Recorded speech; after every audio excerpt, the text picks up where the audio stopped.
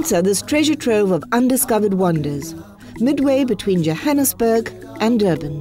The countryside around the northern KwaZulu-Natal towns of Newcastle, Danhauser and Utrecht that form the Amajuba district municipality. A region rich in history, great Zulu kings, a prince imperial, legendary people, and a world-famous romantic author who captured the imagination of his readers.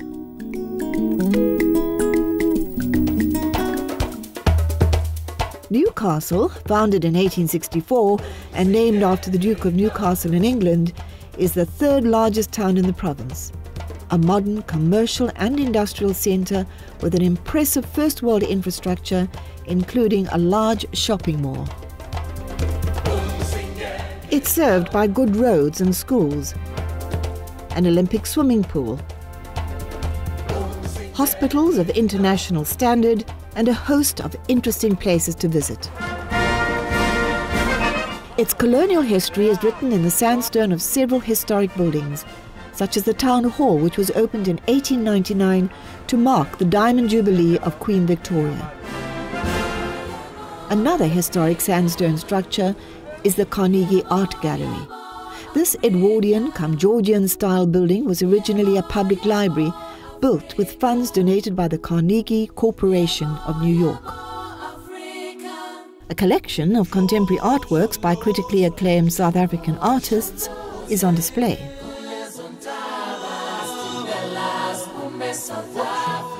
Talented local artists are also invited to create and display their work.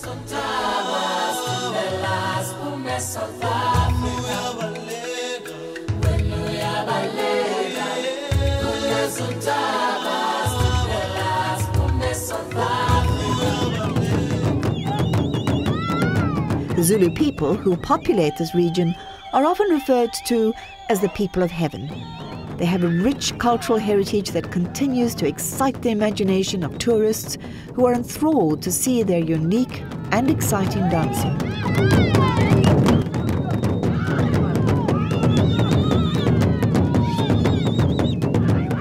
From a modern police force to a protection of a bygone era is Fort Emile, built in 1876.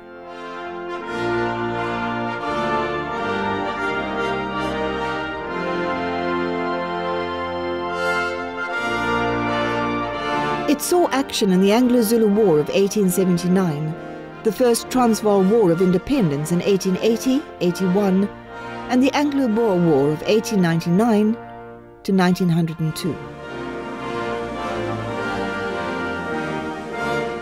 Because of this rich history, the Amajuba area is on the famous Battlefields route, which attracts visitors from all over the world. And one of the most intriguing military sites is that which bears the district's name, Amajuba, or Majuba, as it was known in earlier years. The story of this battle lingers on in the history books of both England and South Africa, and reenactments are performed from time to time.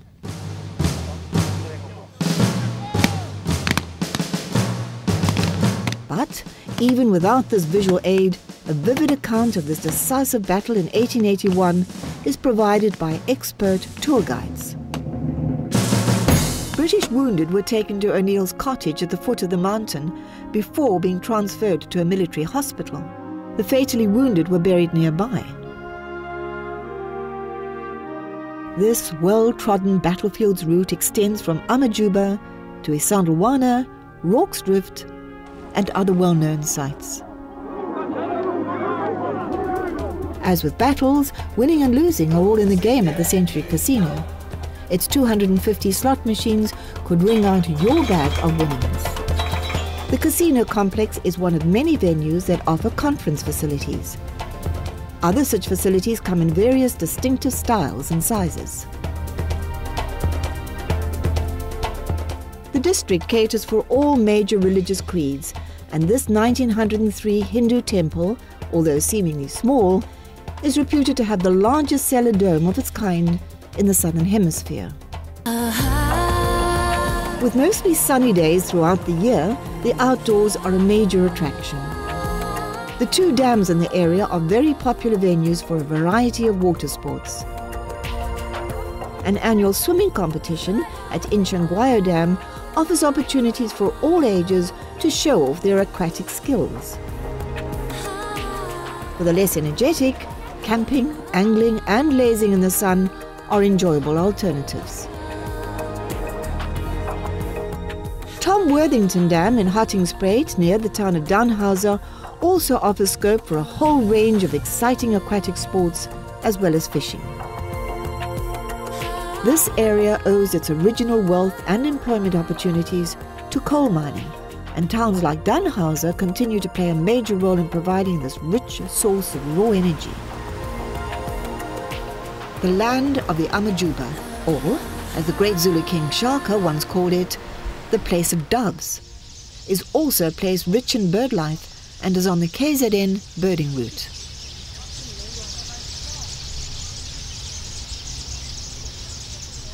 This is where the swallows shelter during the cold European winter. Their nesting among the reeds in a Newcastle suburb is a nightly sight to behold.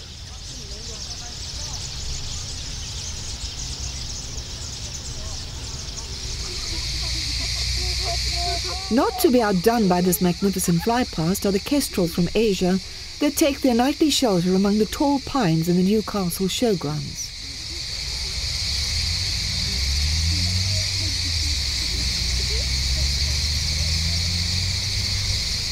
There are more than 250 different species to admire on this birding route, and at the local duck pond, a newly constructed hide provides a perfect secluded viewing platform.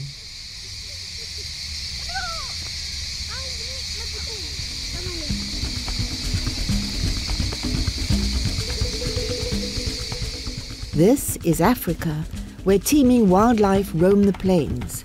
Here, in the Amajuba region, there are plenty of game parks for visitors to bring out their cameras and binoculars. They are bound to see some of the best examples of antelope in the country. It's one of the few areas where one can see the white blesbok, and a rare sight in the open plains is this line of kudu. Some game animals have even acquired very domestic feeding habits. You can certainly put the carrot before this striped horse. The Amajuba district lies at the foot of the impressive Drakensberg-Uchaglamba escarpment. A new 9-hole golf course at Dunblane forms part of a R2 billion development of a world-class golf estate. Within this idyllic setting are hiking trails that unfold the natural beauty of indigenous forests and waterfalls. Another unexpected surprise in this area, which takes a visitor from wide stretches of montane grasslands to dense indigenous forests, are the ruins of a stone homestead erected by a runaway couple during the Anglo-Boer War. A British citizen fell in love with a local Boer Macy, and in order to avoid being called up to fight against her people, the two of them took refuge in the forest, where they hid for the duration of the war.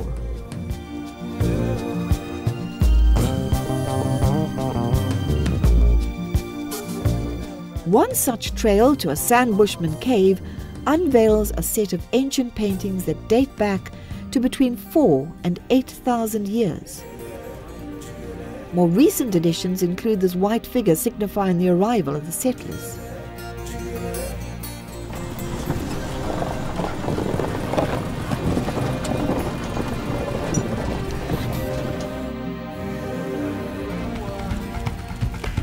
The nearby town of Utrecht is actually situated right inside a game park. The town is even older than Newcastle and dates from the time when the Voortrekkers moved into the area. Situated at the foothills of the Beleli Mountains, the scenery is a photographer's dream.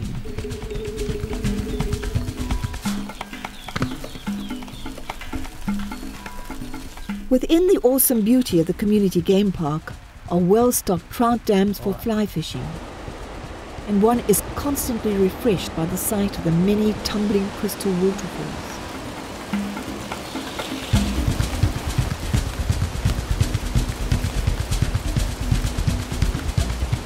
Utrecht is also famous for its connection with the last member of the Napoleonic dynasty, Prince Louis Napoleon, the Prince Imperial.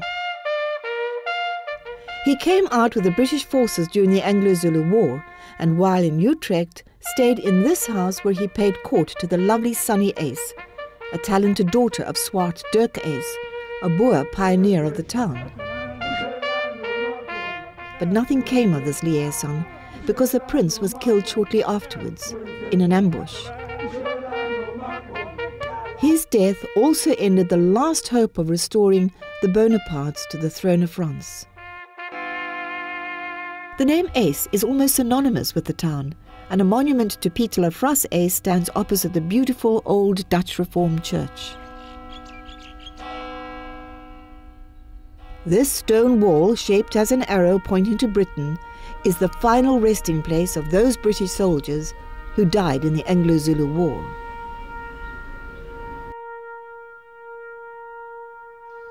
As a place steeped in history, Utrecht has some of the oldest residences in the country.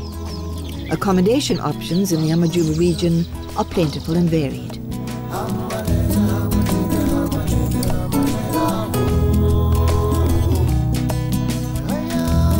Numerous lodges, B&Bs and hotels satisfy the most discerning tastes and pockets.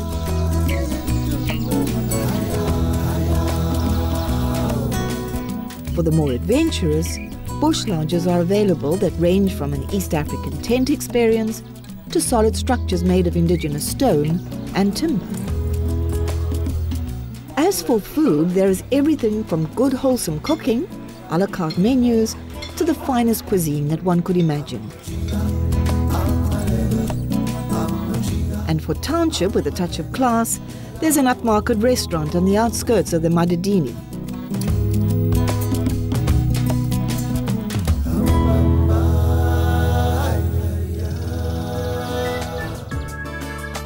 This magical area of KwaZulu-Natal has a wealth of tourist attractions, from its awesome beauty and wildlife, its wonderful, warm and friendly people, to a history that continues to fascinate people from all quarters of the world.